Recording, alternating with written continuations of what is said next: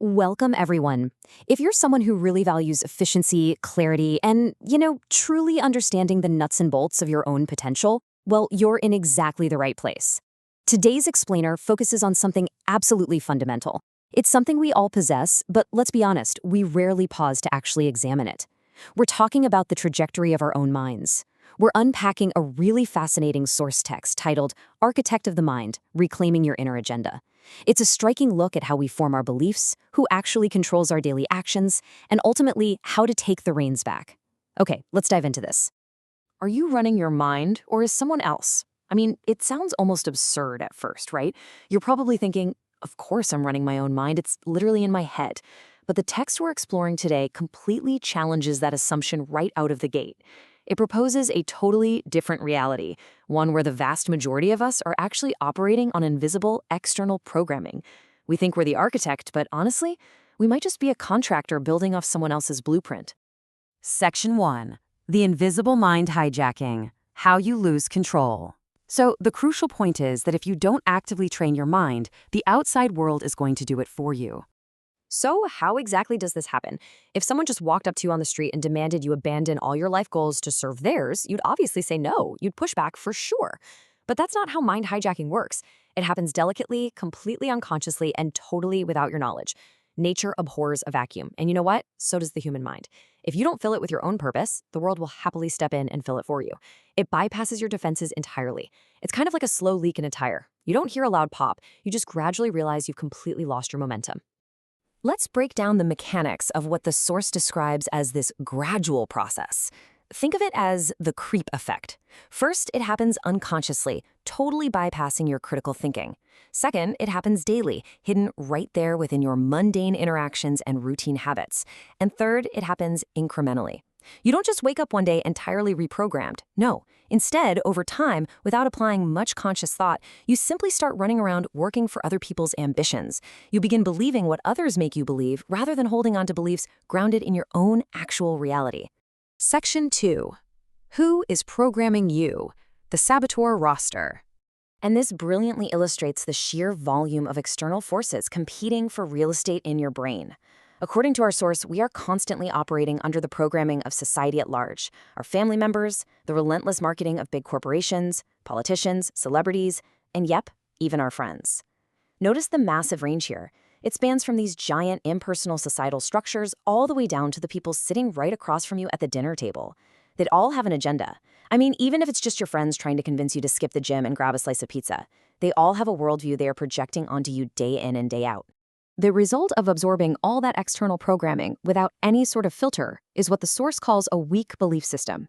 When you lack your own strong standards and principles, external events and situations that are completely out of your control start having a massive, massive impact on your personal life. You basically become a leaf in the wind. As the text vividly puts it, you are tragically pulled into whatever life has to offer, rather than having deliberate, intentional control over your own path. That's the fundamental difference.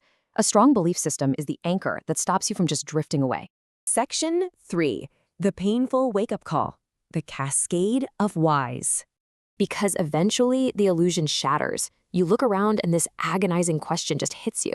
Why are my values taking me in the exact wrong direction? Where are these totally illogical beliefs even coming from? You look back at your life, suddenly starting to really analyze it, and you realize your current mindset simply isn't serving your best interests at all. And the questions just keep coming.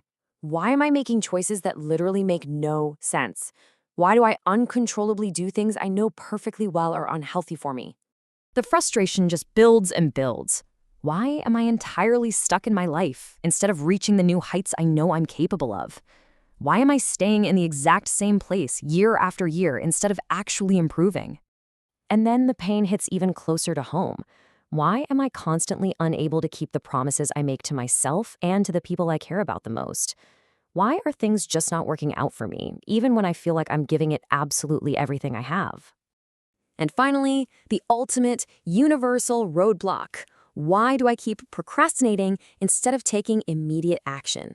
Section 4, Reclaiming Your Inner Agenda, the stark choice.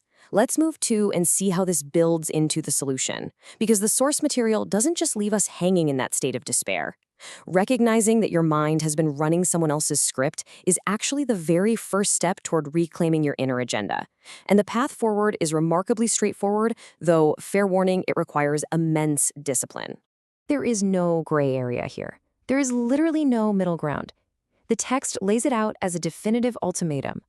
Program yourself or be programmed. That's just the reality of how the human mind works. If you're a passive passenger, you're going to be programmed by default. To stop it, you absolutely must become the active developer of your own operating system. You must have an agenda for yourself, or you are going to run someone else's agenda. When you finally recognize just how easily we adopt the ambitions of society, of marketing, of politicians, you realize that your only defense is a strong, cultivated internal offense. You have to ground your beliefs in your own reality, not the reality somebody else is trying to sell you.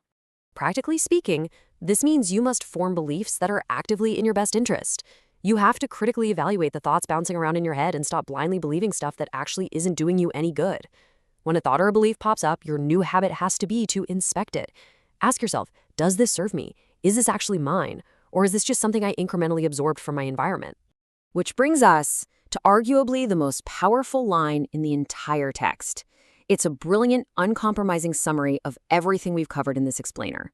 If you stop fighting for what you don't want will automatically take over your life. Let that sink in for a second. Your mind is contested territory. The moment you drop your guard, the very moment you stop actively fighting to install the beliefs and agenda you want, the default programming, the stuff you don't want, rushes right in to fill the void. Now, what's really interesting about this slide is that it leaves the very next step entirely up to you. You are the architect. The blueprint is right there in your hands. You know the external forces are waiting, and you know exactly how delicately and unconsciously they try to slip in. So the question isn't whether you'll be programmed today. You will be. The only question that actually matters is, what will you deliberately choose to program into your own mind today? Think about that as you go forward. Thank you so much for joining me for this explainer, and keep building.